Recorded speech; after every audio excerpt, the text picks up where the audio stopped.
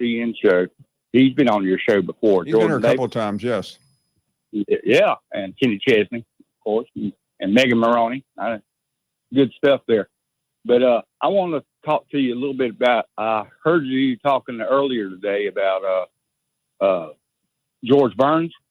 Right. You had the George Burns question. That movie you were trying to remember was called Oh God. Remember that movie? Oh yeah, that is exactly right. That was a big movie. Yeah, and John Denver played that. He sure did. You're absolutely right. And you can call me a wimp if you want to, but I happen to like John Denver myself. I do too. He was pretty good. I thought he was a good musician.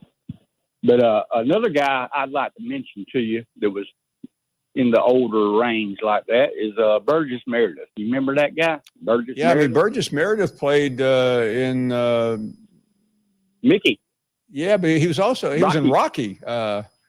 Yeah, Rocky. He played Mickey in Rocky. Yeah, no, that was a great role. He was also in one of I think the original Batman TV show. Yes, he played the Penguin in that one. Yeah, he did. But he also made another movie called Grumpier Old Men. Oh yes, with Walter Matthau and Jack Lemmon. Yeah, he played Jack Lemmon's father, and he had the funniest line that I've ever heard. I think he said he's talking to Jack Lemmon. Jack Lemmon's no spring chicken himself. He's old, but he was even older than him. He said he played his father. He says, "Hey, John, why so glum?" I just got let go. The company's downsizing. This is the third time in the last 2 years. I'm done with this. Have you thought about My Computer Career? I've heard they can train you for a career in IT in just a few months, including cybersecurity and the basics of AI. And you don't need prior training or experience. Now that's a recession-resistant career. Wow, thanks. I'll check them out. Go to mycomputercareer.edu and take the free career evaluation. mycomputercareer.edu. Financial aid is available for qualified students, including the GI Bill. Summer's just getting started, so fill your cooler with the smooth and refreshing taste of Twisted Tea Hard Iced Tea. It tastes like real iced tea because it's made with real brewed tea. And with a 5% kick of alcohol, Twisted Tea is perfect for the beach, the lake, or wherever you're hanging out and day drinking with your friends. Look for the bright yellow cans. Twisted Tea Hard Iced Tea. Keep it twisted. Twisted Tea Brewing Company, Cincinnati, Ohio. Please drink responsibly. This is Paul Feinbaum. That'll do it for me today. Coming up next, The Drive with Wes Neighbors and Steve Moulton on 97.7 ESPN, The Zone. 97.7 ESPN, The Zone. T-minus 3, 2, 1. Blast off. There's a new, more convenient way to gear up with the Trash Pandas. The Trash Pandas store on Hughes Road has all the hottest Trash Pandas merchandise. Plus, enjoy free Trash Pandas morning autograph sessions before each Saturday home game through August. It's in the Hughes Plaza Shopping Center near Just Love Coffee. We'll see you at the new Trash Panda store on Hughes Road. Let's rock it. There's power in caring when it is put into action. Each year, our bankers serve on nonprofit boards, support our local educators, and volunteer with our hometown food bank. I'm Bobby Humphrey, Vice President of Business Development for Bryan Bank, and community service is just not a line item in our mission statement. It's who we are. Because after all, Alabama is our home too. That kind of commitment to community might not be what you would expect from a bank, but it's exactly what you can expect from us. Give us a call or stop by one of our 2 offices in the Huntsville area and experience unbeatable service and legendary results. Bryan Bank Equal Housing Lender, NMLS ID 2428943. FDIC. You need a lawyer and pick up the phone. I'm attorney Gary Lackey. When you call for a lawyer, where does that phone ring? It might be in a call center somewhere, maybe 100 miles away, but my phone rings in my office. The Lackey Law Firm. I'm attorney Justin Lackey. My phone rings in my office too. So does mine. I'm attorney Jennifer Lackey. And when you've been hurt and need help, we're here. We're the ones who take your call. And get what you deserve. You want to talk to your lawyer. You don't want to reach a call center. With the Lackey Law Firm, that never happens. The Lackey Law Firm. And this is the most important part. We'll treat you like family because that's exactly what we are. The Lackey Law Firm. And I'll go you one better. If you can't come to us, we'll come to you. The Lackey Law Firm. The Lackey Law Family. 1-800-4-RIGHTS. No representation is made that the quality of the legal services to be performed is greater than the quality of legal services performed by other lawyers. The company is Eagle Masonry and Insulation, but did you know they're also Eagle Landscaping and Dirt Work? Eagle can take care of all your landscaping needs, including irrigation, sod work, and planting, both plants and trees. On the dirt work side, Eagle can grade and build your pads, haul dirt in or out, and even do erosion control. Philip Love and his team can do it all for you. The website is the same, insulatewitheagle.com, as is the phone number, 256-755-1556. Give them a call and see what Eagle can do for you. Eagle saves you time. Eagle saves you money. You don't have to go somewhere else just so you can go somewhere new. Plan your next vacation with Huntsville International Airport and Breeze Airways. Enjoy friendly, convenient, nonstop travel to some of the most exciting destinations in the U.S., including the home of 12 world-famous theme parks, Orlando, Florida. With flights starting as low as just $49, Breeze has got you covered with easy, breezy, nonstop flights to Orlando. Make all their dreams come true. Book nonstop to Orlando now at flybreeze.com.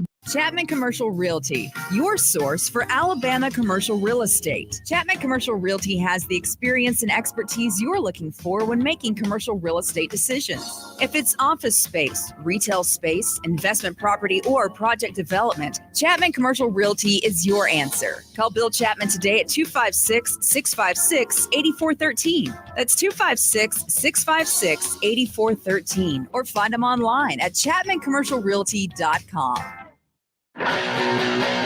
Your Rocket City Trash Pandas are on the road to the Biloxi Shuckers today at 6:20 on Talk Radio WZZN, 97.7 HD2, and the Talk Radio WZZN app. WZZN, Union Grove, Huntsville, Alabama. 97.7 ESPN, The Zone. This hour is brought to you by Woody Anderson Ford, Alabama's F-150 Superstore. Welcome to The Drive with Wes Neighbors and Steve Moulton. Call into the Neighbors Wealth Management Hotline, 256-576-4977. That's how I roll. And I'm not going to drink and drive anymore. That's 256-576-4977.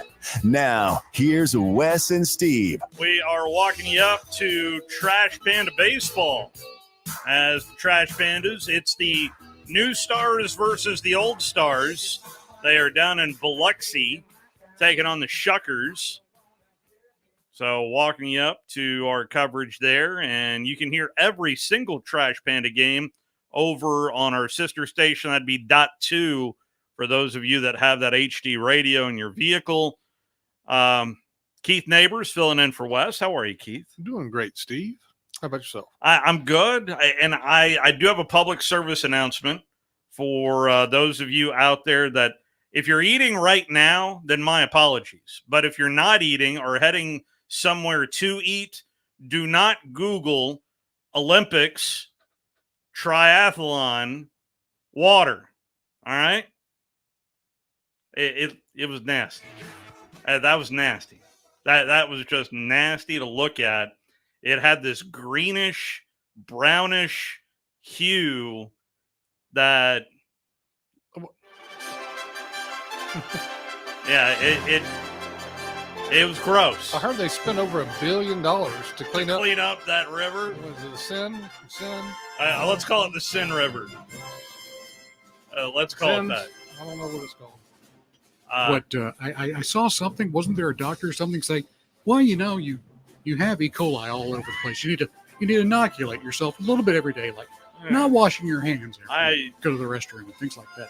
But what bothers me the most is at some point that the swimming is the last part of the triathlon. And you're not going to tell me that they're not going to try to breathe at some point there in the water? It feels an awful lot like you're putting your marching band after your horses. There was no upset from South Sudan as the men's basketball team took care of. I remember after that friendly, everybody was, oh no. Well, no. By the way, Jason Tatum played 17 minutes and 10 seconds. Everybody happy now? USA down South Sudan 103-86. What is up with our 3-on-3 basketball team? They lost right out of the gate. I know we've got 3-on-3 basketball in the Olympics. Who's playing? Jimmer Fredette is playing. Who? Yeah, you don't remember Jimmer Fredette? No. He played for Creighton back in the day. Yeah, I would like to believe there is a couple of NBA players that would just let the big three. I'd just grab a couple out of the big three league and let them. Yeah, it's an Olympic sport, but the Team USA lost there in the opening round, I think, to Sudan as well. But I remember they used to have those tournaments right across the street. That's right. Yeah. Because I was at that age where I thought about doing it because I was still young enough, and I was like, nah, I'll get hurt. So I do realize we are in the state of Alabama, and I did not lead with Kalen DeBoer. That's a minus on me. I get that. I understand that. Kalen DeBoer, the floor is yours. After practice number 1, Nick Kelly is going to join us in 5 minutes' time. But nonetheless, how'd they look in spider pads and shorts and all that good stuff, Coach? I think just like most first practices, great energy. Guys were excited to get out there. I can't remember really many times where you had to coach up the excitement and passion. That was all there. These guys worked hard. We're excited about practice 1. So, always going to be far from perfect, but each side had its moments and, made plays. That's what you want. I love being the head coach in those times, right? Because the assistants, they want every play to be perfect. And so, they win half, they lose half the time. I get to win all the time because I can choose the side that would on that play. But no, it's good having that give and take. And I felt that's what we had. And, just welcome to the South, right? For me in particular, just practice in a little bit warmer than the rest of the summer. It hit us here up with practice 1. So guys grinded through it. I thought actually they kept getting stronger as the day went on, which is what you want to see. And, they kept their spirits high through the very last rep. There you go. Well, what's significant? Well, from practice 1, was there anything significant in practice 1 back in your day? The older you get, no. But practice, especially early practice. You're just trying to get yourself better. So when you're called upon, when it's your time to get a look, you're going to be ready, right? So that's all.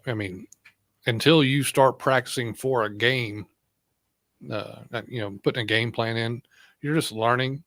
Usually day 1, you start back from first install, either offense and defense. It starts over every year from the beginning. So as you get older, that part gets really boring, especially if if you hadn't had a coaching change in a while.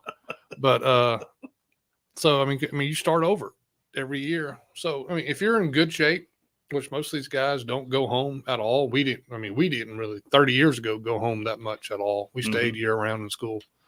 So most guys are going to be in really good shape. It's just, you can't just go through the motions and the way people transfer now. You let's say 10 years ago, you might have had a guy that's been there for 3 years and is still third string. Well, he might not be going as hard because he's figured out that, his chance of playing is not that great. But most of these guys are, they're getting ready for their shot. And that goes all the way up to the last scrimmage. And then you start, game planning and getting ready for the games. So I did find out who the MVP maybe of the building was today. And it was not a player. It was not a player. It was the janitor. Why was the janitor the MVP today? Our custodians do a really good job mopping the floors, and I didn't realize it. So, yeah, but that's not on them. That's on me. As far as who won or who's ahead, I guess I don't really feel like there's one side of the ball. I think there's position groups within that are continuing to rise up. I think it's pretty balanced across the board. With the whole team. So the last part of the question there was about the offense defense, but he had a strawberry basically on his shin because he slipped down because the janitor was doing his job. So you think the janitor's the MVP because coach got hurt? Georgia fan. Well, no. That is simply because he's keeping his head coach, his head on a swivel. So I already missed Saban in one aspect, because if they wouldn't ask Saban that question, who's ahead? On day one. I was actually waiting for a depth chart question. In fact, when Nick Kelly joins us here in about 2 minutes' time, that's going to be why didn't you start with the depth chart question? Yeah. So yeah, I mean, I could just see him, especially if it wasn't a good practice, or he thought that the team was not ready for practice one. He would be looking for a question just to go off on. And that would have sent him off there. But that was also out on the practice field, just kind of a casual little gather around with the media. Oh, so that wasn't even... It wasn't even in the Malmore facility. Okay. That's how they used to interview us as coming off the field. And somebody would say, hey, so-and-so from way 31 wants to speak to you, or Cecil Hurt's over there waiting for you, or whatever. Yeah. And then that's how you were already half concussed and dead tired, and people start asking you questions. One question that did not get asked that I truly am curious what kind of role Ty Simpson is going to have on this team, because a lot of attention, and rightfully so, for Jalen Milroe. We saw him develop right in front of us. But Nick Kelly, who covers the Bama Beat for AL.com, is kind enough to join us. And we were kind of surveying the questions, and Nick, appreciate the time. Why no depth chart questions today? Yeah, y'all been waiting for 17 years. I mean, it's never too early for a depth chart question, but there were none today, but I'm sure there'll be some in due time. That's fair enough. It does feel like that this is another benchmark here, and as for expectations, though, I'm starting to hear it more and more. I don't know about you, Nick, but that feeling that this team is definitely a playoff contender and an SEC contender heading into this season. Yeah, I think the talent is there, and there's a lot to like about what Kalen DeBoer is doing, but there's still plenty of, I think, unanswered questions or things that maybe give you pause before you essentially hand them the national championship, so to speak. I had several people text me or message me today, so national championship look like, and I'm like, well, let's slow down a little bit, but no, they've got a lot of good pieces. I think it all comes down to how certain things come together, like the secondary, like the pass rush, which loses Chris Braswell and Dallas Turner, two really talented players, and so there's just a few question marks that they got to answer. And on the offensive side of the ball, you got the receivers. What are they going to look like? What is that group going to do? The offensive line. So there's plenty of, I think, excitement because you have some really talented guys and a good coaching staff. But there's also questions that have to be answered, and I think they're going to work through these next few weeks. How much of the offense is going to be a collaboration, you think? We know Nick Sheridan is calling the plays, but how much of the offense you think is going to have the fingerprints of Kalen DeBoer? Oh, I think plenty. I mean, it's his offensive system, and I think that was going to be the case whether it was Ryan Grubb or Nick Sheridan as offensive coordinator. It's Kalen's specialty in the similar way that Nick Saban's defense was the thing that still kept happening no matter who was the defensive coordinator. Now, there's different spins that these offensive coordinators can put on Kalen's offense, but Kalen has a big role in what they do, and he's very involved. And even today, I saw him pretty involved in the quarterback receiver drills at one point. We didn't see a ton of practice, but for what we did, he was definitely involved with the offensive side of the ball more. But so yeah, I think that it's a collaboration, no doubt. But Kalen DeBoer is definitely not a bystander in this. Ryan, what's his name? Ryan. I mean, I can't walk, 2 feet without getting Ryan questions. How about you, Ryan Williams? I mean, is there anything you can discern out of? Did you even see him do anything other than run drills today? Not a ton, but it's funny you mentioned Ryan Williams' questions. That I had the first question of the press conference with DeBoer after practice, and And that was my first question to him, was about Ryan Williams. So Yes, sir. I'm guilty of it myself, Steve. But we saw a little bit of him. I mean, it was mainly individual work and running drills against air and running, routes against air. But he looked good in that. He didn't catch everything, but he made a one-handed grab that I saw. He made a nice, full extension catch on the sideline. Again, not in a full team drill, not against the defense, but he looks the part. I think we can say it pretty confidently. Now it's just a matter of him getting used to the college game and what it takes to be a collegiate player. And DeBoer talked about that there's some of the smaller stuff, like, Ryan Williams can do the big stuff. He's got the freaky athleticism. He's got the big playability, but it's making sure that the smaller stuff is taken care of too. So that's really going to be what's key in his development because, the big play potential is there. There is an obvious loss of some guy named Downs who's getting paid pretty good up there in the shoehorn. The horseshoe. Thank you. Up there in Ohio, but it's in terms of that eraser position on the backside of the defense. Tell me what you think on that loss now that you're seeing it out there on the field without Caleb Downs. Yeah, I mean, it was big, no doubt. I don't think there's any need to sugarcoat that or pretend that it wasn't. I mean, he's a fantastic player and one of the best players, frankly, in the country. But they also have some good guys back there. I mean, they have Keon Sabb. They brought him from Michigan. I think a lot to like about what he can do. And I've heard some good things about him. And then Malachi Moore, another trusted veteran guy who's seen some football, seen some snaps. And I think you feel good about having him back there. So my expectation would be those two will be the main two safeties. And then you see a guy like Devontae Smith, not the Heisman winner, but the defensive back. I think he gets some good work at the Husky position. So I think there's a lot to like about what they have, but no, Caleb Downs is on a level of his own. So it's no doubt it's going to be tough to replace that. But they've got some good players back there too, and it'll be interesting to see how they gel together. So just to clear things up, Husky, is that nickel? Yeah, that's the nickel back essentially. So yeah, there's some new names in this. And I heard defense, Wolf. but Is Wolf like the old Jack hybrid linebacker? Essentially, yeah. So the Wolf is going to be what you would have as an outside linebacker, kind of an edge rusher. That'll most likely be a Quindarius Robinson or a Keanu Coote or someone like that. But then the Bandit is kind of that hybrid defensive end, outside linebacker role that you'll probably see a Jamarian Latham or a LT Overton in that spot. Okay, yeah, there's a lot of new names. Yep, no doubt. I mean, I've heard them in other defenses before, but it's been a while. I did hear Jaheim Otis's name get brought up, and I think fans will be excited to hear about his progress, Nick.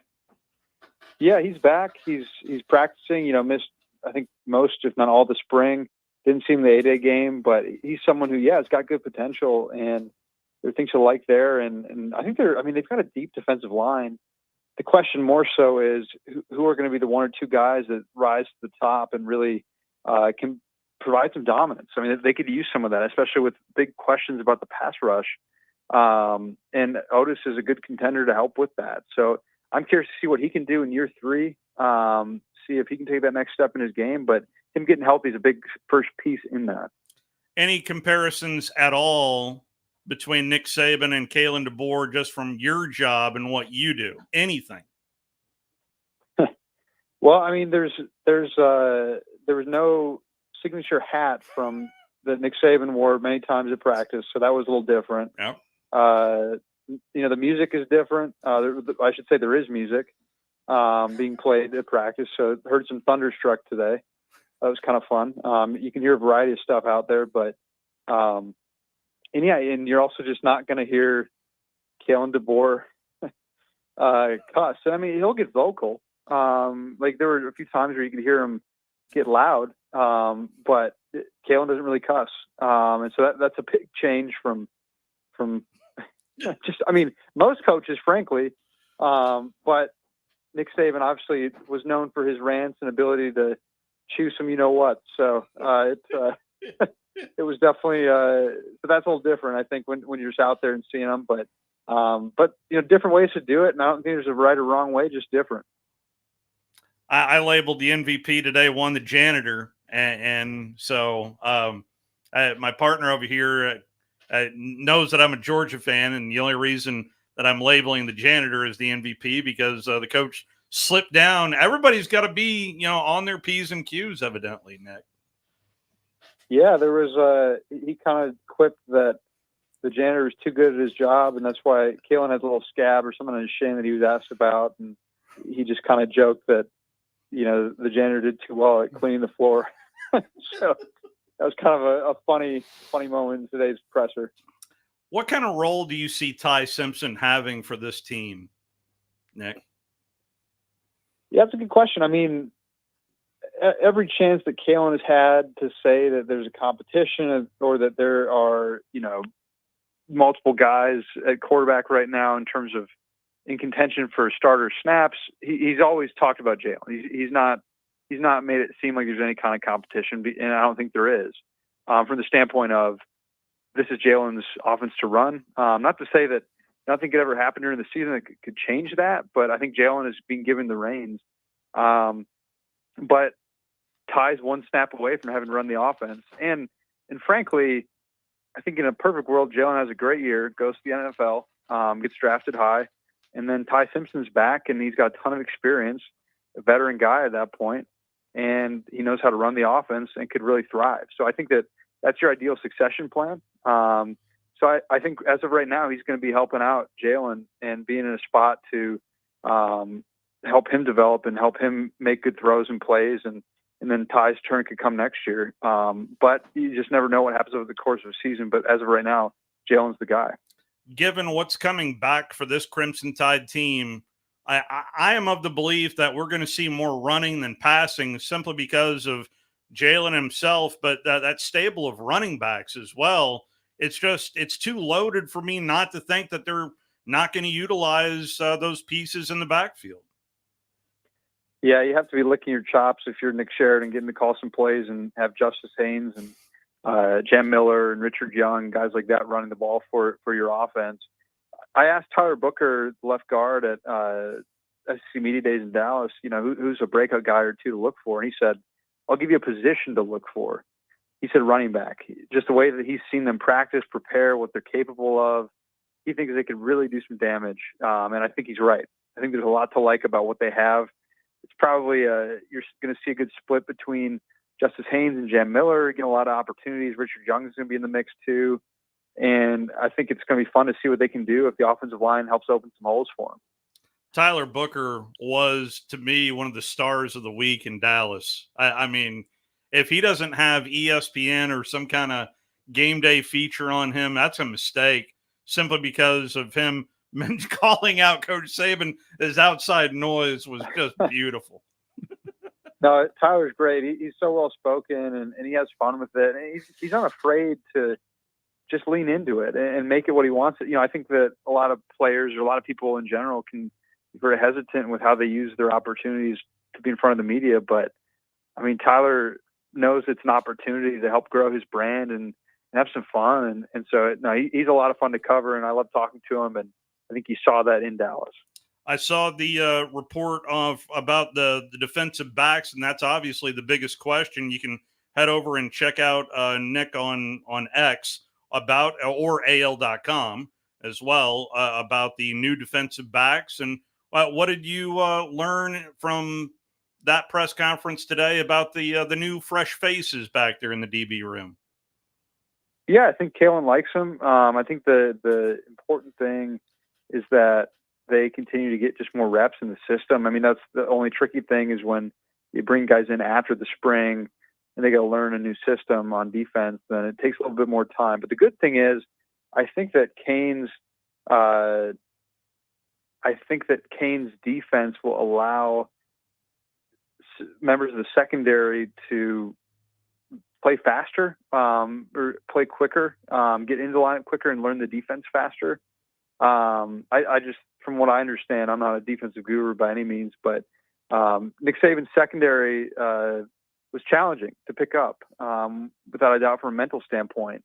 And from what I understand, I think that the defense Kane's going to run is going to give guys a chance to not have to think as much and just play. And I think that could lean itself to helping some of these defensive backs get in the system and play faster, or get on the field faster. And so, yeah, I think there's a lot to like potential-wise, but they definitely have to learn the system and just get kind of things, learn things and just make sure they're confident in what they're doing, so that they can use the skill sets that they have that made them attractive for Alabama to add. This Keith again.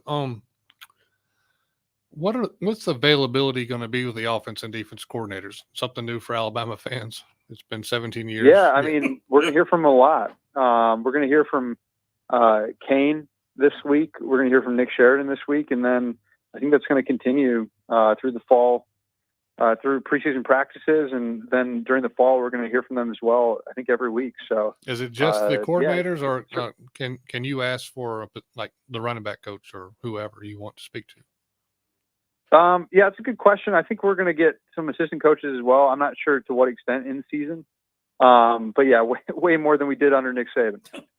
I'm quickly scanning over. I see a half a dozen of these dates. I know we're not supposed to make this public, but goodness gracious. I mean, I'm loving it. I'm sure you're loving it too, Nick.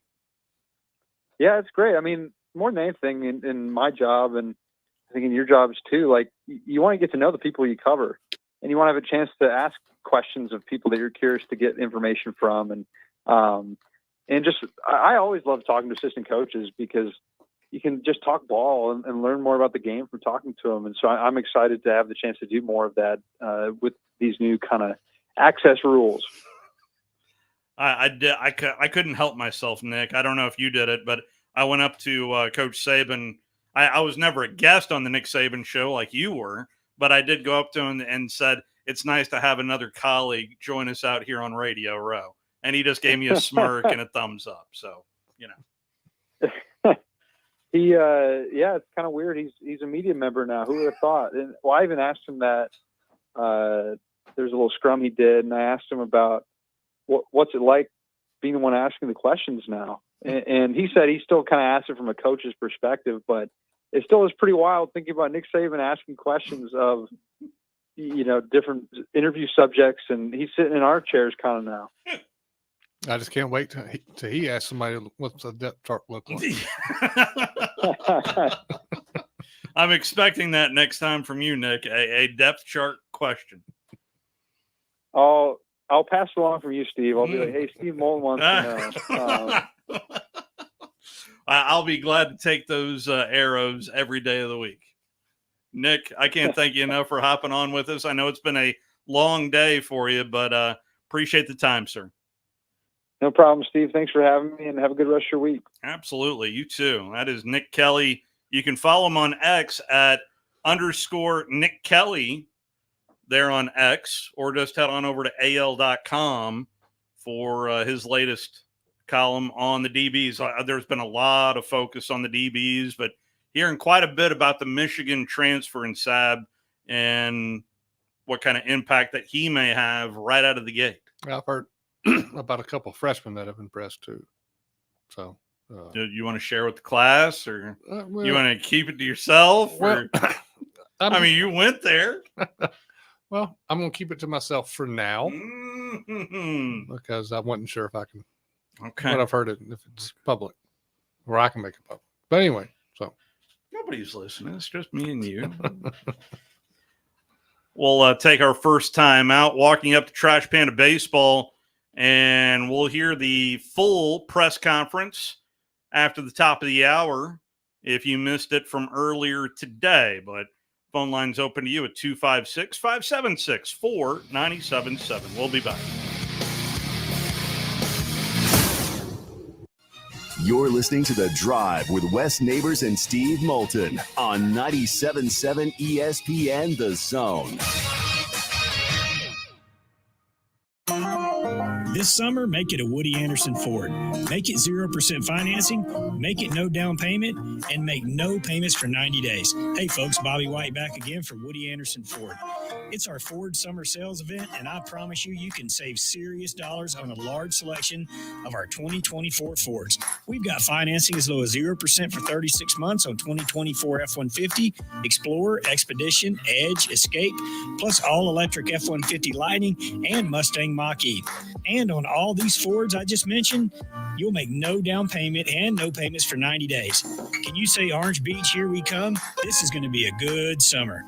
Come choose from over 550 new Fords, and you'll learn firsthand that nobody will work harder to earn your business.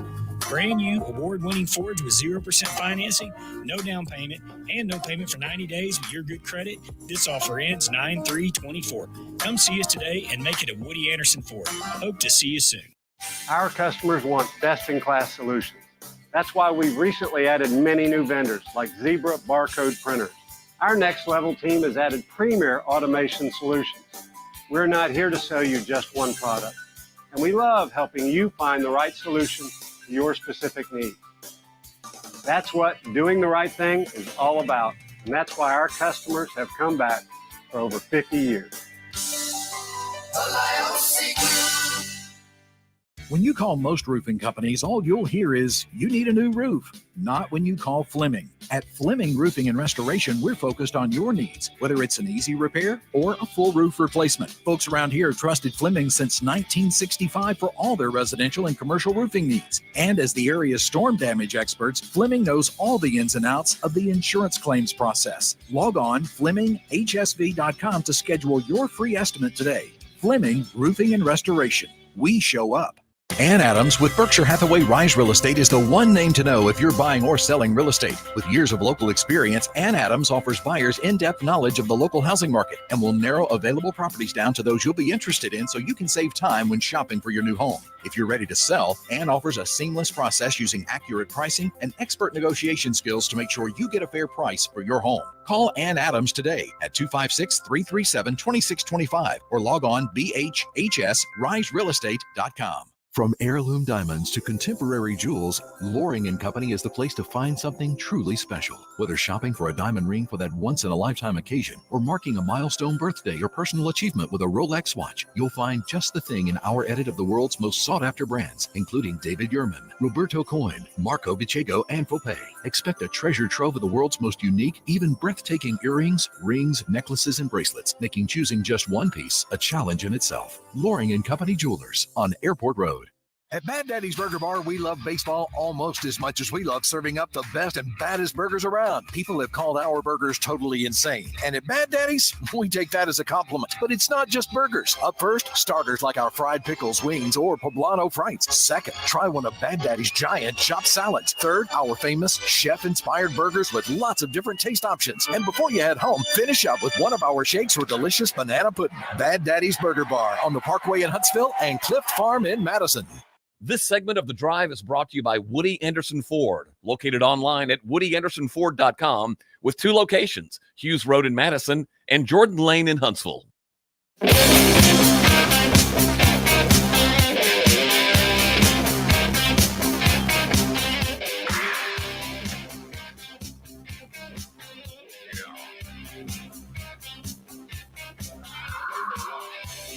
Back here with you on The Drive. Don't forget, tomorrow we are over at Baumhauer's Victory Grill. Oddly enough, Wes is going to be back for that show. Don't know how we pulled that one off. And also, magically, Drury Armin is going to join us as well. I mean, it's... Don't worry, I'll still be here. So there's that. We will be at Baumhauer's Victory Grill. And actually, we'll be walking you up to the Hall of Fame game. There you go. There you go. Was that Thursday? That is tomorrow night. And Eberflus, the head coach of the Chicago Bears, did make it known none of his starters will be playing in the Hall of Fame game. So it's the Texans versus the Bears. So I guess we're not going to see some USC quarterback. You know, I don't get excited about the Hall of Fame game anymore just because of that. When did you? Well, it's the first football game that's on. You know. Yeah, I would always watch the first quarter. Yeah. But then, go on with the rest of my evening. Yeah. But now it's like, I mean, back in the day, they might play a series of starters, maybe the first. It was usually the first quarter, and sometimes they would talk the head coach into the first series of quarter number 2. But Eberflus is already. I think Coach Saban visited Bears camp. Of course, that connection there with Coach Eberflus. But anyway, you're not going to see starters. I have not heard from Ryans, the head coach for the Texans, about the rotation that Houston is going to go into. But you'll be able to hear it right here on 97.7 ESPN The Zone. In fact, we're also the home for the Super Bowl as well, right here with our contract with Westwood One. So looking forward to that.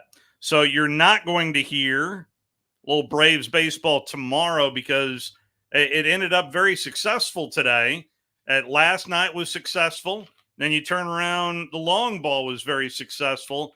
Again, for the Bravos, here's how it ended. Here's the payoff pitch.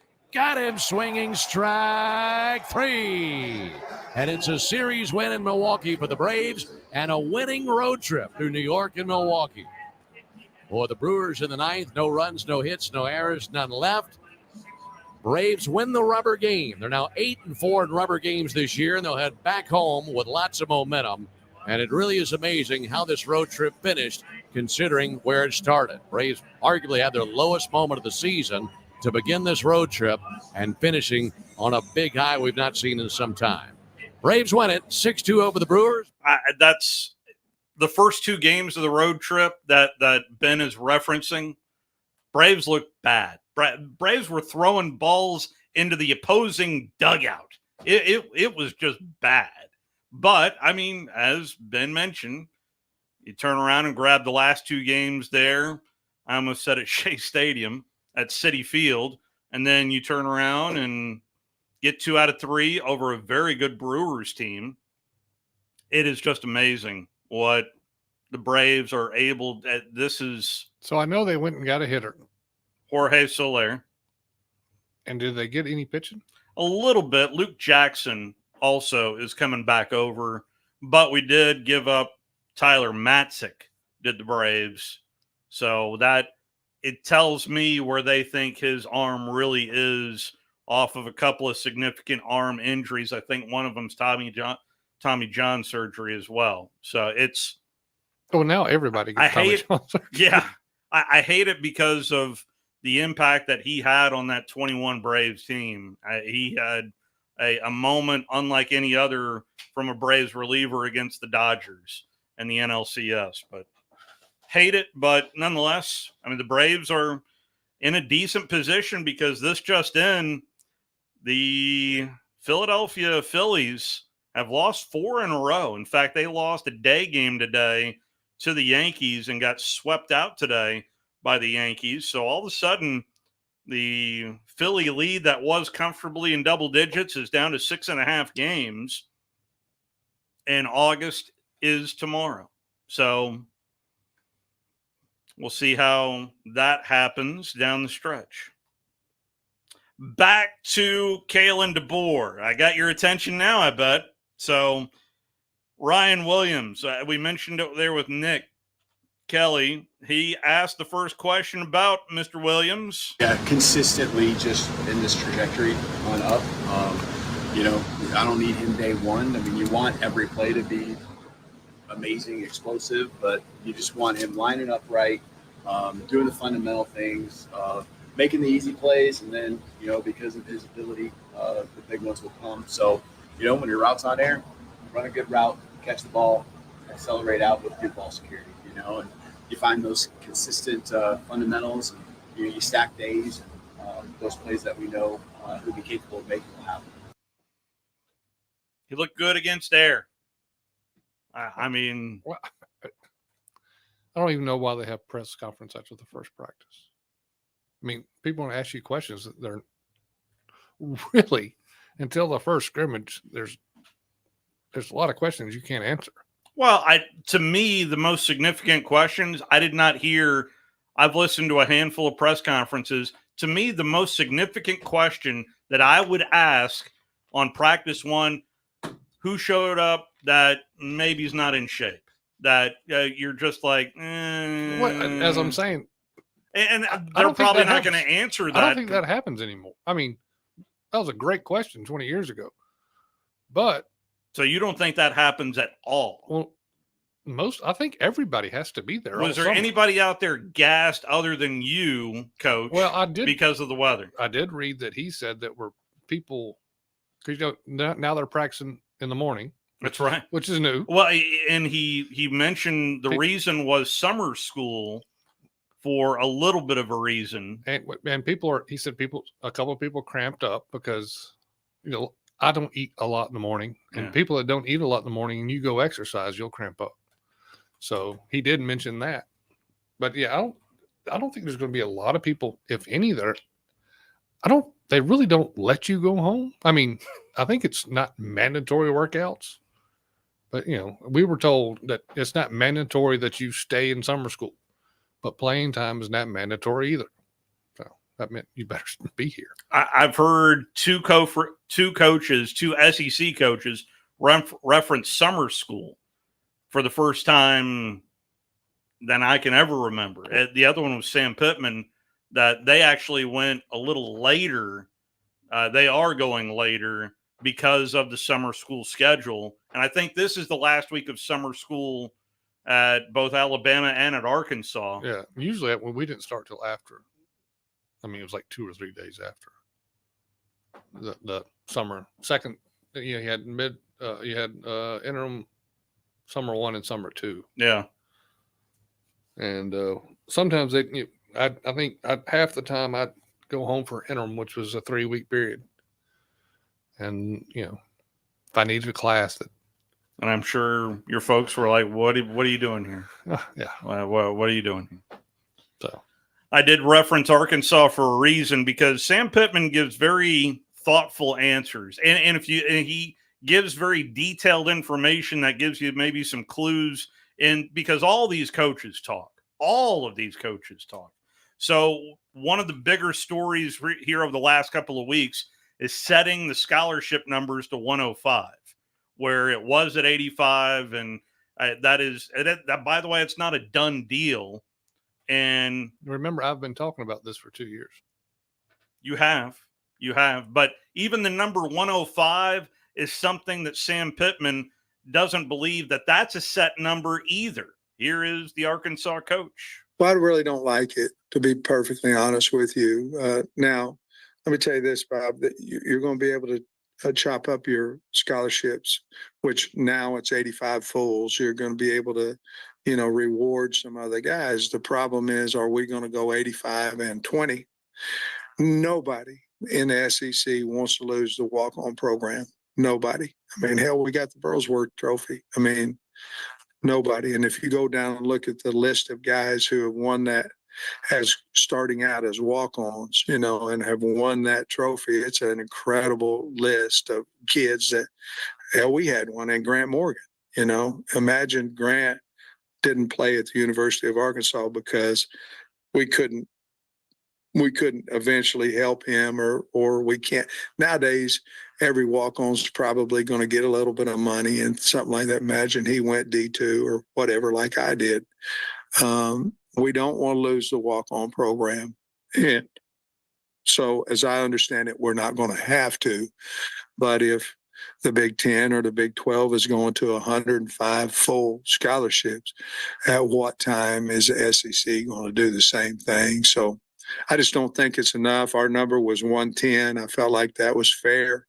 We can't go out and get another player during the season like the NFL can. And I know they start with a significant lower number than we do, but they also can go replace a guy. We wouldn't be able to do that. So I wish it was close. I wish it was 110. And I don't want to lose the walk-on status of our kids. I think it's important, especially in our state, to have walk-ons from your state on the team. I mean, nobody wants to lose walk-ons. No. But I think the number of 110 is that's out there. So I'm guessing if I heard that right. So if they're getting 30 extra scholarships, but they can break them apart. Yeah. So they can do half. Think baseball. Yeah. Baseball, they go quarters. Yeah, sometimes. I was about to say baseball. Here's your 0.4 scholarship. So 0.2. I mean, I could see them maybe going. I mean, if there's 100 guys that you want on scholarship that are, the rich are going to get richer. Ohio State, Alabama, Georgia, or whoever, whatever team you like, who is a top tier team, they're going to get more of the 5 and 4 star guys, and maybe they break up the last 10 for 20 walk-ons. I don't know. So they're not really a walk-on, but they kind of are. But I would think that if my roster limit's 105, I'm going to find the best 105 I can. And the turnover, I mean, a lot of times, even if they're redshirting a guy nowadays, and he's scholarship, he's going to dress. I mean, I think they get 75, I think usually travel. I thought it was 70. It might be 70. So they're going to travel some of them are going to travel. Well, why wouldn't that number change if they're on scholarship? Well, I know traveling's money. I get that, but what's hold on, I lost my train of thought. Sorry, but I'm good at that. Ask my wife. So I think you're going to have more. It's just going to be more people hitting the transfer portal. Yeah. If you got 105 people on scholarship now, and let's say usually you get 40 or 50, key guys on every team, that's a lot of people that are kind of pissed. But it's going to be every team. It's just not going to be your team. It's going to be. I've heard multiple coaches say I can't keep 85 happy. Yeah. So what do you think is going to happen with 105? So if they go to 110, 115, see, and I did it. You'll be proud of me. However long ago I graduated, 30 whatever years ago, or 20 whatever. You don't have to tell on yourself like that. But I did a speech on Title IX, and a lot of people don't understand that walk-ons count for Title IX reasons as scholarships. Only sport that happens. But if you have a walk-on, if you have 85 scholarship players on your team, you have 130 players on the team. The way that Title IX looks at it, you have 130 scholarship players. Yeah. So I never understood why they do that. Yeah. They say it because it's so expensive, even to have a walk-on player, which kind of makes sense. But I mean, so back when Title IX, they try to take football out of the equation and then make sure everything else was balanced, but that didn't work. Nobody was happy with that. So, and then female sports have come a long way. Title IX has been a great thing for female sports. Yeah, yeah. But there's there's not a comparable sport than for football. Basketball you can have the same numbers. Softball and baseball you can have the same numbers. But there's not another sport that it's a scholarship grabber like football. And I always thought it was unfair that they, counted walk-ons as scholarships. Maybe they just say, hey, we're not going to count walk-on players as scholarships and see. I mean, to me, that was an easy fix. Hey, we just don't count those guys anymore. Now he's talking about breaking up the scholarships. Walk-ons or scholarship-ish. Yeah, and if this NIL deal keeps getting bigger and better, eventually they'll take care of the walk-ons. To where walk-ons will at least have food. I mean, they eat at the training table, which they might already do because there's not a rule against it anymore. Yeah. They might, give them. Well, we are heading down the track of football, basketball, baseball, softball, volleyball, and basketball again. And did I say basketball? Well, but I thought you're talking about men and women. Of just those are your sanctioned sports, and everything else is going to be a club sport.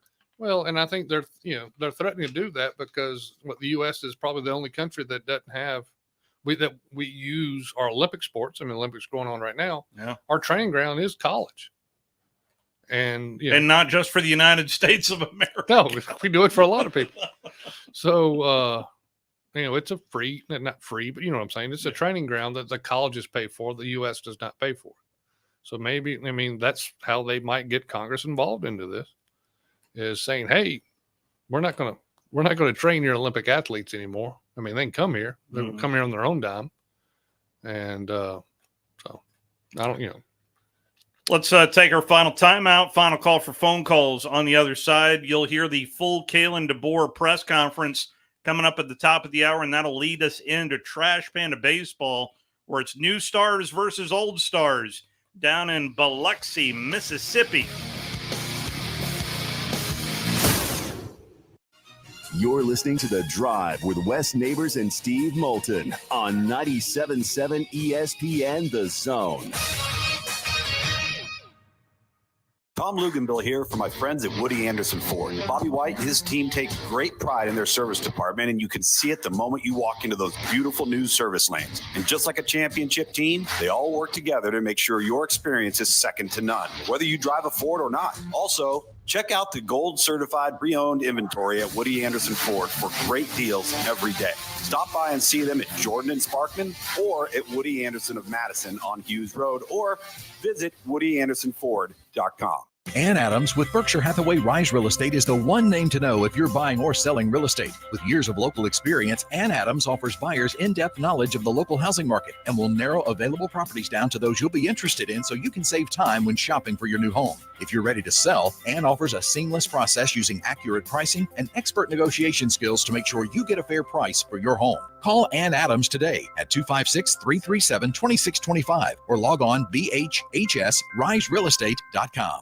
AL cert number 21014. As the summertime approaches, and if you are in the business for a new air conditioning unit, only one place to call, Talon Heating and Air. Thomas from Talon Heating and Air with us. Thomas, this is the time. That's right. People are needing HVAC, air conditioner repairs done left and right, and we're here to serve. Talk about the services that Talon Heating and Air can provide. So Talon Heating and Air, we can come out, we can fix your unit, we can replace your unit, or we can just do maintenance on your unit. We cover all aspects of anything to do with your house and HVAC, from mini splits to gas pack. In the name of free, Talon Heating and Air offering several free things. That's right. We're offering a free second opinion. We always offer that year round. And then we're also offering a free service call with a repair during regular hours. So okay, it's Talon Heating and Air. Give them a call at 256-503-4490. You can also find them online at talenthvac.com. Give Talon Heating and Air a call today. By now, you know about Eagle Masonry and Insulation, and maybe you know that Eagle also does landscaping and dirt work. But how about after paint work? Shower doors, shelving, and mirrors, all taken care of by Eagle, the same Eagle that takes care of all your masonry, insulation, and landscaping needs. Eagle brings the same level of expertise to all these disciplines, and they're ready to provide you with a free quote. The website is the same, insulatewitheagle.com, as is the phone number, 256-755-1556. Give them a call and see what Eagle can do for you. Eagle saves you time. Eagle saves you money. Looking for your next adventure to be out of this world but don't have enough money to buy a spaceship and leave orbit? Well, look no further than Divergence VR theme park off of Governor's Drive Southwest in Huntsville, Alabama. Are zombies more your style? How about driving your favorite cars on the world's fastest track? Or maybe a gorilla game that has you climbing up tall trees to escape other gorillas? Wait, that's actually a thing? Huh. Would you look at that? For whatever adventure you can dream of, call 256-203-4128 to get your VR adventure started now. One of the best kept golf secrets in the Tennessee Valley is Cherokee Ridge. Cherokee Ridge truly offers golf at a higher level with immaculate greens set against a spectacular Appalachian backdrop. This 18-hole championship course takes every advantage of rolling hills, whispering woods, lakes, and streams. Interested in becoming a member? Their membership plans feature affordable options for couples, families, and individuals. Book your tee time today, 256-841-4551. Cherokee Ridge, championship quality, affordable prices. From the Fox 54 Weather Center, I'm Chief Meteorologist Jordan Dressman. A partly sunny sky this afternoon. Scattered showers and thunderstorms are going to be possible across the Tennessee Valley through the heart of the afternoon, early into the evening. Most of us probably going to end up staying dry. The big story, the fact that it's just going to be incredibly hot across the area. Air temperatures are going to climb into the mid-90s, but it is going to feel like it is anywhere between 105 and 109 degrees. We only drop into the mid and upper 70s as we head into the overnight. We're going to do this again as we head into your Thursday. A partly sunny sky, temperatures climbing into the mid-90s. I'm Chief Meteorologist Jordan Dressman on your home for ESPN Radio, 97.7 ESPN The Zone. College football. The ball is caught. It is a touchdown. Major League Baseball. That ball is gone. A home run. This is your place for complete sports coverage all year long. 97.7 ESPN, The Zone.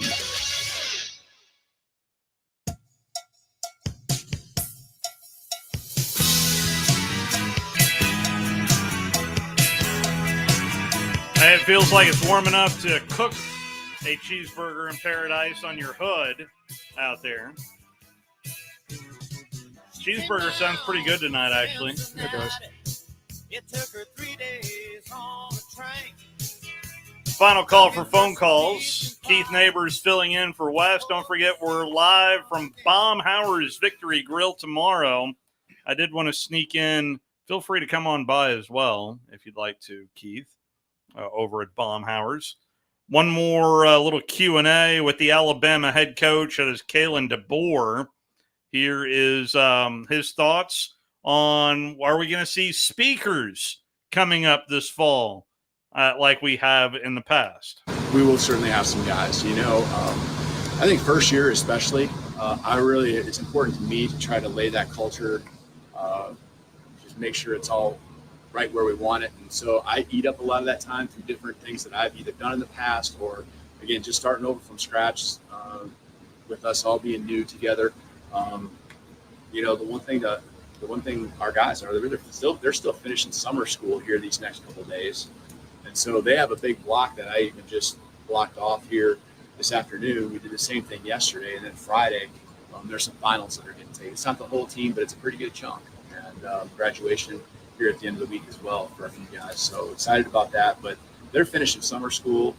There will be a couple weeks where they don't have anything but football, but then they do start, fall semester, the 21st. So we'll bring some speakers in. I think it's great to hear from, people who have been through it, experienced great things. That's fun. That's been a tradition here. I know something the guys really enjoy. And we'll keep growing that. But this year, I just also wanted to dial it down a little bit and make sure, the right messaging is continually coming from me and our staff. So not as many speakers, but you're going to get a couple. He knows the names, but he's not publicizing them because he has yet to tell his team who the speakers are coming into Tuscaloosa for year one for Kalen DeBoer. I mean, he's thinking about everything. You can hear that it's a very thoughtful. That's why I wanted to play it, just because he's even thinking about the message that the guys are receiving right out of the gate. Yeah. And so, they had a speaker last year that we didn't hear a lot about because I don't think it went as well as they thought it was going to. Pete Rose. Have you watched that on Max yet? What? There is a 4-part doc. I have not watched. Okay, no, I saw it. Yeah, that it's on there, but I hadn't had time. I think we are of the certain age where I'm a little Pete Rosed out. Well, it sounds like that his speech last year was a little off the rails. People I talked to heard floored. it. I'm floored. So maybe it's time to get some new speakers. But yeah, I mean, it makes sense that he's trying to install his culture. And one thing about a football coach that's been there 17 years, and a lot of football coaches will tell you between year 8 and 10 that their message gets stale because people have heard it and heard it and heard it and heard it. And that's why you see some of these coaches after a certain time frame that they start looking for another job because everything gets so stale. But right now, what he wants to instill in his team, the values that he wants them to have, I would see where he wants to get as much. And people don't realize that during the off season, you don't see your coaches. You see the wait staff a lot, but you hardly see your coaches. You might run into them in the building and stuff. They're out recruiting or whatever they can do, and they don't get on the field time with you.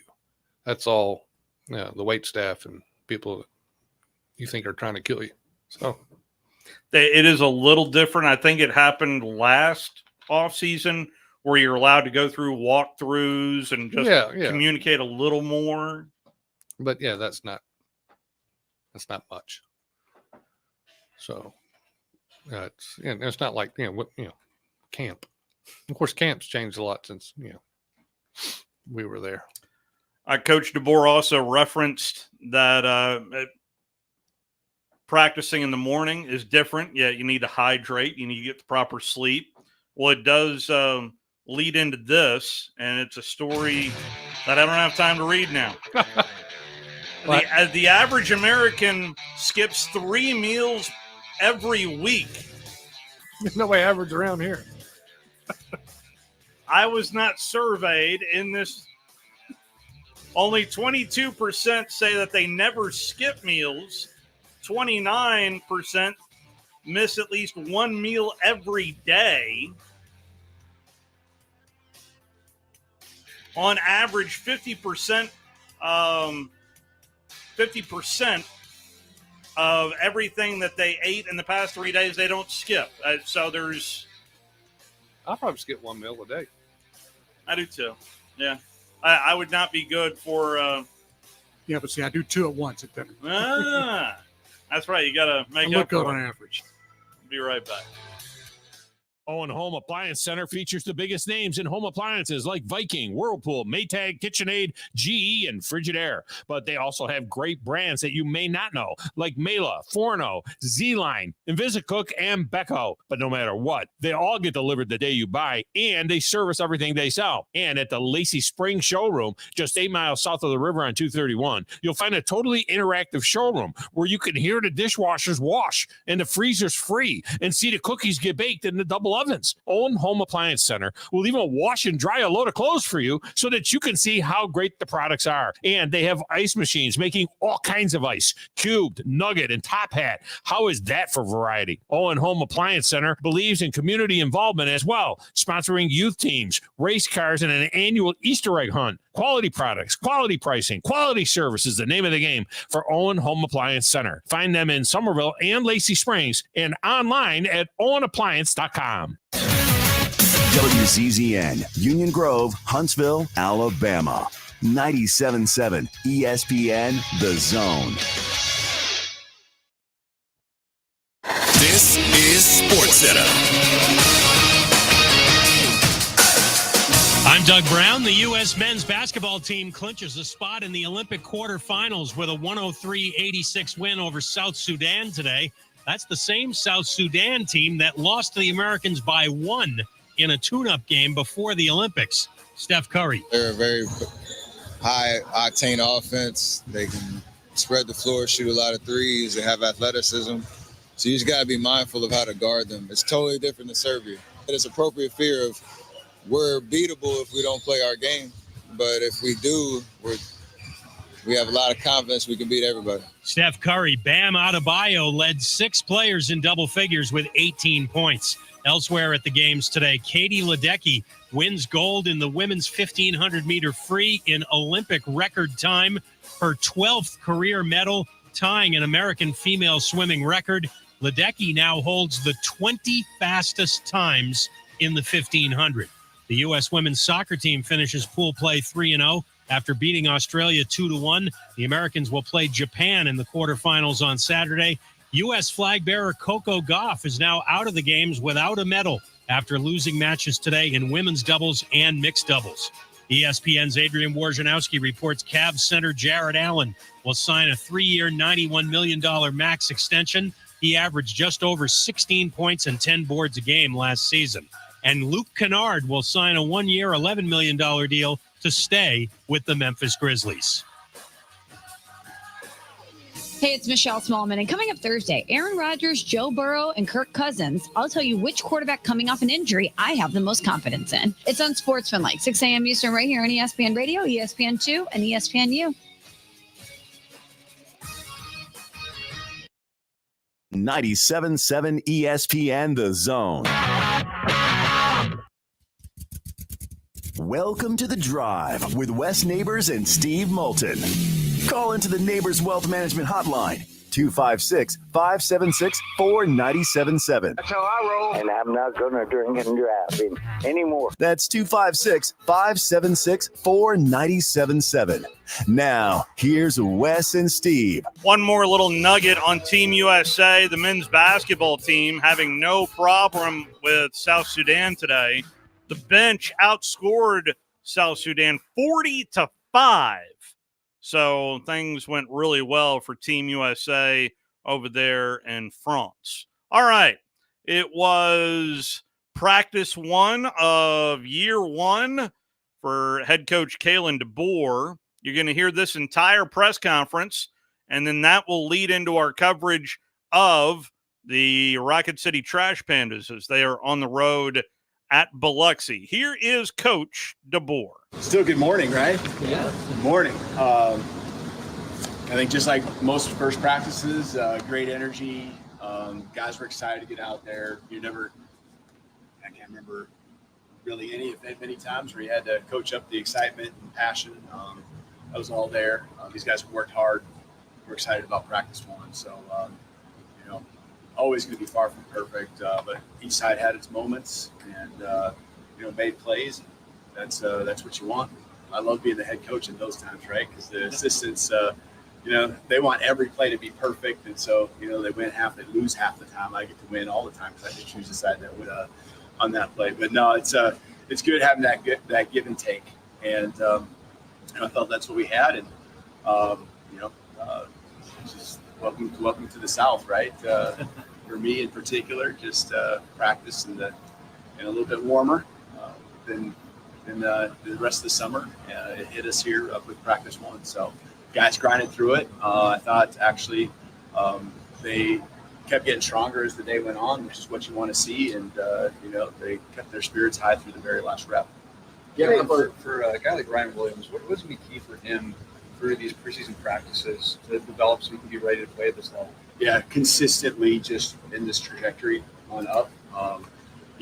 I don't need him day 1. I mean, you want every play to be amazing, explosive, but you just want him lining up right, doing the fundamental things, making the easy plays, and then, because of his ability, the big ones will come. So, when your route's on air, run a good route, catch the ball, accelerate out with good ball security, and you find those consistent fundamentals, and you stack days, and those plays that we know who'll be capable of making will happen. Coach, you touched on the conditioning efforts. Sorry. Go ahead. What have you seen from Caden Proctor and his body just since he's gotten back, and also just how he's been welcomed back by guys like Elijah? I don't have a huge, understanding of what he was a year ago other than watching on film, but it feels like he's in really good shape and lean. When you ask people who would have an understanding, Coach Ballou and so forth, it'd be nothing but positive about the progress he's made. Strength and explosive numbers, I know, are up. That's facts, that's real. And then also just the way his body looks, leaner. He's just so dense. He's got so much mass. He's going to be big no matter what. So loved his demeanor out there. It's good to have him. Good to have him back. Good to have him here. So. You touched on the conditioning efforts. How do you think the staff has done with that now that it's 85 degrees at 10 a.m.? Will we see you in a sweatsuit like Coach Ballman? No, you won't see me like that. That's his thing. Just let him do that. I think the strength staff, Coach Ballou, he's been doing this here now. He knows what it takes. What that looks like throughout the summer, even going back into the winter, and it's getting football shape. And you try to replicate it as best you can. And I know he's all over it, but there's still something about putting pads on, having that helmet on.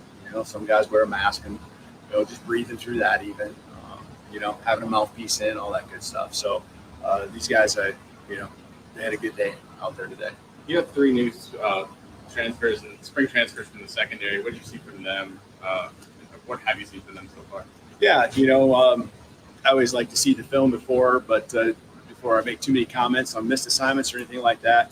1 or 2 plays, I think, might be, a little bit more that happened because of maybe those guys being in there and just not in sync completely, but that's expected.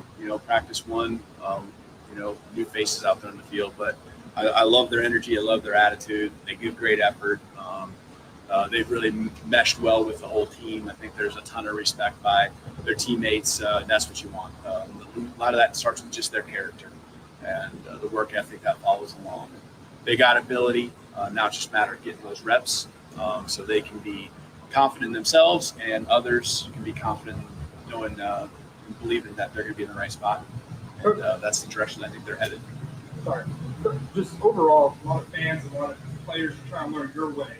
First day of practice, do you not make a knee-jerk reaction on what you saw? Please, if you could summarize it, what you saw. Do you not, if there was a bad day, go drastic and say it to the media? Yeah. No, I mean, you got to be real. And that's what I tell our guys. And, I'm going to tell our team on a Sunday, after a game, what it was. It's Tell the Truth Sunday.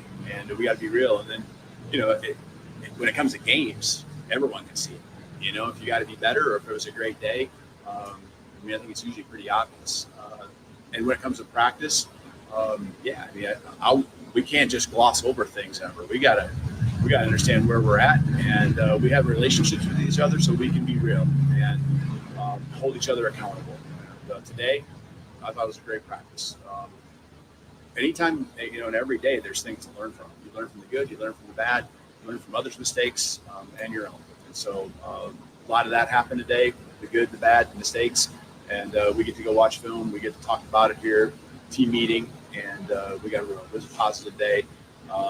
I really feel like we've made the most of every practice since I've been here going back to this spring. Some are obviously going to be better than others. Coach, you talked about both sides got wins today, but even with it being the first practice, would you say that either the offense or the defense is ahead of the other at this point? And also what happened to your leg? Yeah, there's our custodians do a really good job mopping the floors, and I didn't realize it. So, yeah, but that's not on them. That's on me. As far as who won or who's ahead, I guess I don't really feel like there's one side of the ball. I think there's position groups within that are continuing to rise up. I think it's pretty balanced across the board. With the whole team. Coach, how beneficial was it to have a full spring with Jalen Morrow as you now kind of have a baseline of communication and understanding as you're getting the ball? How good is it? Just to have the communication that you already have established. Yeah. I just try to, most racks, when I talk about rack, it's whatever 4 or 5 play sequence or a drive. In practice, I just love following up with him, and he just takes all the coaching, and he knows when I coach him up, that's my job. We talk about teaching and critiquing and demanding excellence and the best, and he takes that and every play looking for it, and working to be better. But he had a really solid day all around, and I know he's far from reaching what he'll be come next week, much less the first game. Is there any difficulty so far getting guys used to morning practice versus being used to the afternoon? Yeah, I think certainly. I think that a few guys, even though we really pushed it hard, I think they underestimate the just the fuel they got to get in their bodies, and so which leads to cramping and things like that. So they'll learn from it. That's part of this process. That's part of, we talk about them grinding every day, refining everything, whether it's note taking in the meetings, to their craft and the technique they have, to, man, I got to eat more. I got to get more sleep. I got to drink more, hydrate and all that. So I think there's a couple of guys, when you go really follow up on the cramp thing, is like, what'd you eat? I didn't eat enough, and so that will become a positive because throughout the week, we don't want that cumulative fatigue that can happen. And by practicing the schedule that we'll be on, I just feel like we got it down to where these guys will understand it and be able to adjust accordingly and take advantage of it, not fall fatigued to it. How can the experience of Deshaun Jones help that corner with so much use in that spot? Yeah, I mean, he's taking some snaps at the college football level, and so we need him out there. I think there's a confidence about him just because of that. We need in our program always, but also in that position room. And all of those guys. The cool thing is, I think they all respect each other and just pushing each other, learning every single day. And Coach Moulton's doing an awesome job. How important is fall camp going to be for the offensive line? Just meshing with Parker back, practicing with the team, and Caden back with the team. Yeah, it's huge. It's huge. I mean, that's where it all starts. I think your team is always going to be maximized, based on what your offensive line can do, because it sets the tempo and it forces the defensive line and linebackers to really do a good job of fitting their gaps and run. You can protect the quarterback to where he can go through his reads, and receivers, having time to go through their routes. Defensive backs now having to make plays because the protection's there. So these guys up front, really a couple of them haven't been there throughout the spring, but like you said, Parker now back in there, Caden here, Pritchett still, took a lot of reps, so he had a nice day. But Moulton did a nice job. So a lot of mixing and matching, especially at the tackle position, I guess. The interior three was pretty consistent, but their reps are going to be really critical for our success. They're gelling. On the other side, I've always thought the game kind of moving. We didn't see him this spring. Is he back to full? What do you see from him? Yeah, he was almost ready right at the end of spring ball, and so he's had a good summer and excited about what he'll bring to the table for us. So he was right on the verge. If we'd had one more week of spring ball, we would have probably made sure he was out there at that time.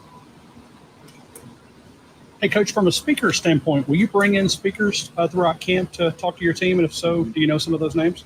I do. The team doesn't know those names, so I can't. Sure. But we will certainly have some guys. I think first year especially, it's important to me to try to lay that culture, just make sure it's all right where we want it. And so I eat up a lot of that time through different things that I've either done in the past or, again, just starting over from scratch with us all being new together. The one thing our guys are, they're still finishing summer school here these next couple of days. And so they have a big block that I even just blocked off here this afternoon. We did the same thing yesterday. And then Friday, there's some finals that are getting taken. It's not the whole team, but it's a pretty good chunk. And graduation here at the end of the week as well for a few guys. So excited about that. But they're finishing summer school. There will be a couple weeks where they don't have anything but football, but then they do start, fall semester, the 21st. So we'll bring some speakers in. I think it's great to hear from, people who have been through it, experienced great things. That's fun. That's been a tradition here. I know something the guys really enjoy. And we'll keep growing that. But this year, I just also wanted to dial it down a little bit and make sure, the right messaging was continually coming from me and our staff. When you're out of practice, you made a concerted effort to visit with every group. I'm interested, Coach Saban used to stick with the feedback. I'm interested what your kind of philosophy is when you're out of practice.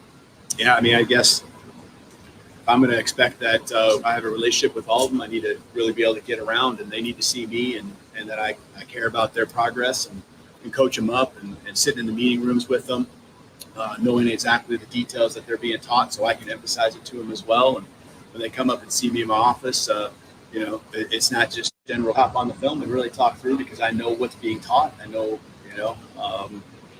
the reps and what I feel is a strength of myself and the staff is us all working together. Us all the players just feeling like, man, coach isn't just caring about this position or that position or that side of the ball. I know this is kind of a Nick Saban question, but he had the straw hat. Kind of picking up on that, I asked him, he did Malachi. He said you were behind him, he had no idea. Do you have a thing that you do to stand out in practice, or you just kind of? I don't. This is what you get right here. So, with a broken shin. So, the freshman defensive backs, what do they need to show you over the next month to make you feel like they're ready to play significant snaps in the fall? Yeah. They had a good spring, and this is again. They got some of the install again. They got some of the technical work in the summer, but now here they get it another time around. And so, that growth. You always say growth from year 1 to year 2. To me, it's from the spring to the fall. It's the second really full install of the time that they've heard the lingo, the language, how they're being taught, the reps, and so what we need to see from them is just taking that next big step, and then much like the question with Ryan. Also being a younger guy on offense, you just want to see that consistency. Consistency builds trust, and that trust is just going to be something that whether old or young, we all got to gel, and whoever's on the football field, there's got to be that trust within. So being that confidence, go out there and make plays. Anything else? All right. I appreciate it. Roll Tide. Kalen DeBoer press conferences are brought to you by McCurry Motors. Specializing in simple and affordable rentals, McCurry Van and Car Rental can make sure you have just the right vehicle for your next family vacation, weekend getaway, or if you just need transportation while your vehicle is being repaired. McCurry carries Ford Transit vans and Mercedes Sprinter vans, trucks and work vans, and more. And they offer discounted rental rates for long-term rentals. Now with 4 locations: Athens, Muscle Shoals, Coleman, and Huntsville. Log on McCurryRentals.com to make your reservation now. That's McCurryRentals.com. Ann Adams with Berkshire Hathaway Rise Real Estate is the one name to know if you're buying or selling real estate. With years of local experience, Ann Adams offers buyers in-depth knowledge of the local housing market and will narrow available properties down to those you'll be interested in so you can save time when shopping for your new home. If you're ready to sell, Ann offers a seamless process using accurate pricing and expert negotiation skills to make sure you get a fair price for your home. Call Ann Adams today at 256-337-2625 or log on bhhsriserealestate.com. Next time you're online looking for landscaping inspiration, open Instagram and check out Southern Gent Landscaping. They can help make your yard your dream outdoor oasis. Southern Gent Landscaping can handle it all, from landscape maintenance and installation to irrigation and hardscapes, even AstroTurf. Turn your yard into a landscape you'll be proud to show off. Call Southern Gent Landscaping at 256-509-6088. 509-6088. Southern Gent Landscaping. Professional landscaping performed with satisfaction guaranteed. When I chose a garage door company, I did my homework. I needed Precision Overhead Garage Door Service. They have a 5-star Google rating. I checked the reviews and liked what their customers had to say. Precision Overhead Garage Door has lifetime warranty packages. Same-day service if I call before 2 p.m. If they can't make it the same day, my service call fee the next day is waived. They did a 25-point safety inspection on the door and operator. Now that's peace of mind. Residential, commercial, and gate services. Precision Overhead Garage Door Service. Call 256-400-4500. Your Rocket City Trash Pandas are on the road to the Biloxi Shuckers today at 6:20 on Talk Radio WZZN, 97.7 HD2, and the Talk Radio WZZN app. Log on today, 977ESPN.com. It's time for Trash Panda Baseball on Talk Radio WZZN. Play ball! Trash Panda Baseball on Talk Radio WZZN is brought to you by Frame World, Wow, Reed's Jewelers, Crestwood Medical Center, the law firm of Martinson and Beeson, Northrop Grumman, Bad Daddy's Burger Bar, Alumni Hall, Eagle Insulation, and by Fleming Roofing and Restoration. Now, let's head to the ballpark with the voice of the Trash Pan.